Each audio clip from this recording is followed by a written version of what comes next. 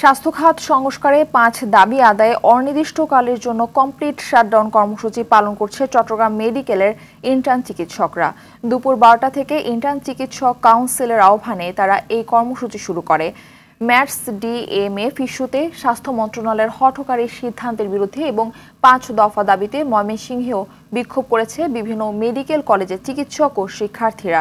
Rajshahi medical college হাসপাতালেও intern চিকিৎসকদের কর্মবিরতি চলছে। এ সময় আন্দোলনরতরা জানান, ৫ দফা দাবি অনুযায়ী এমবিবিএস, বিডিএস ব্যতীত কেউ ডাক্তার শব্দ ব্যবহার করতে পারবে না। এই রিট ৭২ ঘন্টার মধ্যে প্রত্যাহার করা না হলে কর্মসূচি অব্যাহত রাখার হুঁশিয়ারি দেন তারা। অন্যদিকে এই কর্মবিরতির কারণে চরম ভোগান্তিতে পড়েছে হাসপাতালগুলোতে চিকিৎসা নিতে আসা রোগী এবং চিকিৎসকরা।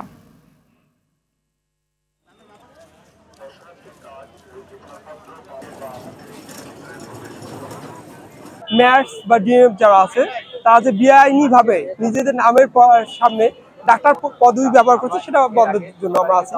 এটা আমাদের মূল যে আমাদের বাংলাদেশের যে সাধারণ জনগণ তারা প্রতারিত হচ্ছে। আমাদের কোর্সটা হচ্ছে আন্তর্জাতিকভাবে মানসম্মত না, তো আমরা চাচ্ছি আমাদের কারিকুলামটা আরেকটু রিনিউ করা হোক, যাতে এটা আন্তর্জাতিকভাবে একটা স্বীকৃতি পায়, তাহলে আমাদেরও রোগীদের জন্য অনেক ভালো হবে। সংশ্লিষ্ট কর্তৃপক্ষ কেন জানি এই দাবি বাস্তবায়নের জন্য কোনো তৎপরতা দেখাচ্ছে না।